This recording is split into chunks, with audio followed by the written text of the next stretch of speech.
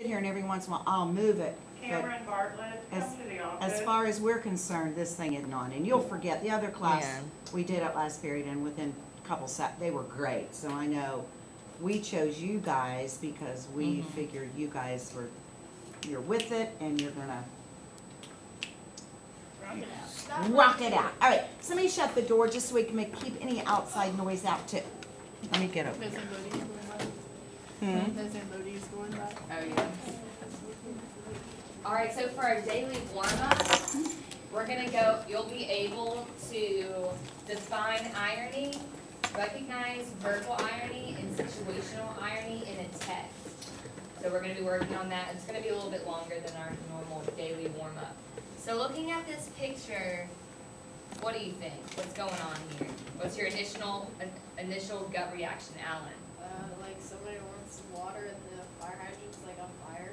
Yeah, the fire hydrant is on fire. Any other thoughts? Yeah. It's ironic because a fire hydrant's supposed to put out fire, and then it's on fire. Right, that's great. It's ironic because, can you repeat that again? Because it's on fire, but it's supposed to put out fire. Right, it's doing kind of the exact opposite that you think it would do. That's great.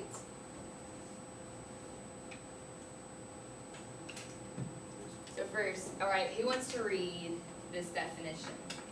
Irony is a Literary. literary device in which words are used to express the opposite of what seems to be true. So irony, think about that last picture. How was that picture of the fire hydrant on fire? How was that an ironic picture? Someone from the back. Yeah. Isn't the fire hydrant supposed to put out the water? Right, exactly.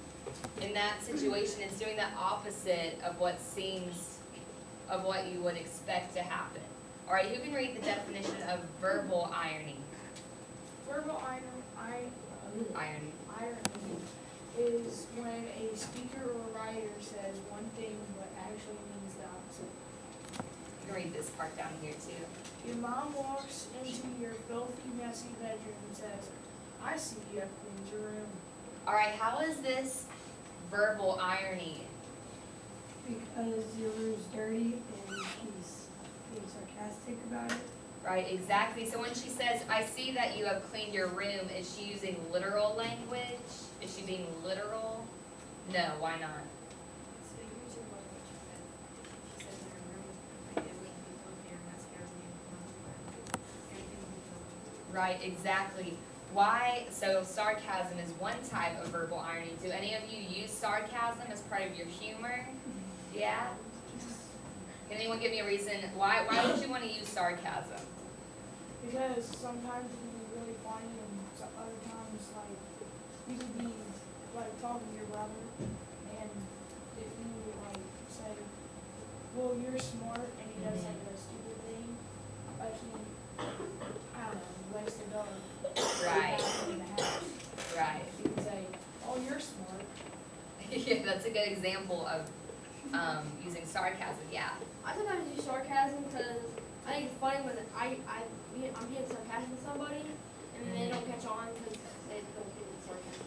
Right, sarcasm and using verbal irony, that's kind of a more higher level of humor. It's kind of higher level thinking because you're not being literal. The person's going to have to think about it for a second and be like, oh, this person, you know, they're being ironic, right? So it's higher level thinking. That's great. And a lot of TV shows, what TV shows use a lot of verbal irony and sarcasm? Can you think of any TV characters or movies? No? Yeah. Big Bang Theory, exactly. They use a lot of sarcasm and verbal irony. And that show, once again, it's kind of a higher level of humor, of higher level of thinking. Yeah. Duck Dynasty.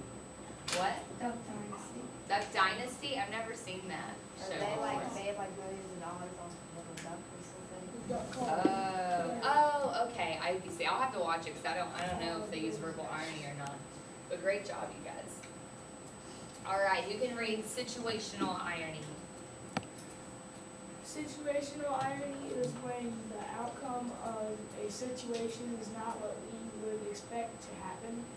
A thief's house was broken into at the same time that he was robbing someone Alright, so how is this an example of situational irony? Brooke, do you have any idea? Say it loud and clear. It's like a situation, because the thief is robbing somebody else's house, but another thief is robbing his house. Right, would you, if you were a thief and you're going out and robbing someone's house, would you expect someone else to be robbing your house at the same time? No, what's the benefit of using a lot of books and movies and use situational irony, where at the end they completely, there's an unexpected ending? Why would writers want to do that? Somebody from the back. Yeah. It's more interesting. Yeah, it's not really what you would expect, so it kind of catches your attention. Can you think of any movies or books, maybe like Hunger Games or something, that uses situational irony? Yeah. At the beginning, Katniss says that her little sister won't get paid, but she does end up getting paid. Right, that's a great example. You wouldn't expect them, how old was her sister? Like 12? You wouldn't expect a 12-year-old to be picked to be put in the Hunger Games, so that's a really great example of situational irony. Alan? I don't really remember the name of it, but it was an old TV show where like these guys were they were acting like they were betting on like these horses. It was a race, but it already Right. happened. This guy thought he bet on the horse, which came in second place. He put like $1 million on it, and then those guys got that $1 million because So basically the ending was you didn't expect the guy to win that money. Is that what you're saying? yeah. Right, so yeah, that's an example of situational irony, yes. This movie called The Dictator, like he was a big dictator, and then at the end, he was like this real, like nice, this very. Right, so in the end, the writers kind of switch things up on you, and he's actually a nice guy. So it's kind of unexpected. You wouldn't expect the dictator to be nice at the end of the movie. Great job. Great example. I was like a preview of that movie, and like he like when they're trying to run in a race like the track. Oh, yeah, I saw that. He like takes the gun from him, he like shoots it. Oh, Then he starts gosh. shooting other people. And then he like he has the guys bring like the finish line to him. He's like, you can't stop going. Oh, that sounds like a pretty intense movie. I I don't know saw about me that. seeing that one. I saw that part, it's hilarious. Alright, let's settle down. Alright, so now let's identify these as either verbal or situational irony. Who wants to read the first one? Maya? Mom told us that visiting him when we wanted some brother was just like having a kid. Alright, is this verbal or situational irony? Can you follow up? Verbal, why is it verbal? Because she based the passage and when it's situational, Right? then something you're really impactful most of the time, so that's happening. Right, what's a clue to figure out if, like one of the main clues to figure out the difference between verbal and situational? What's something that you can look out for? She said that she had a toothache, so it's like pain, it's in the brain. Right, she says, Mom told us.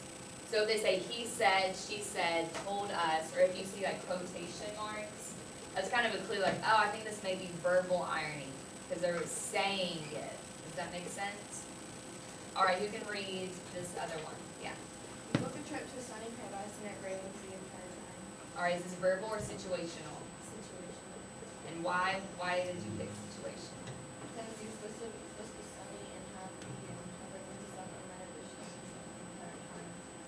Right, yeah, you would, if you book a trip to a sunny paradise, if you book a trip to Hawaii, when you expect it to be sunny the whole time and clear skies, but if it ends up raining the whole time and maybe, if it's kind of chilly, then that's situational irony because it's not what you expected to happen. Like I know a couple years ago, I got to go to Naples, Florida, and we got down there and they were having a freak, like cold, like a freak freeze going on. And it was like colder than it was in Nashville almost. It was just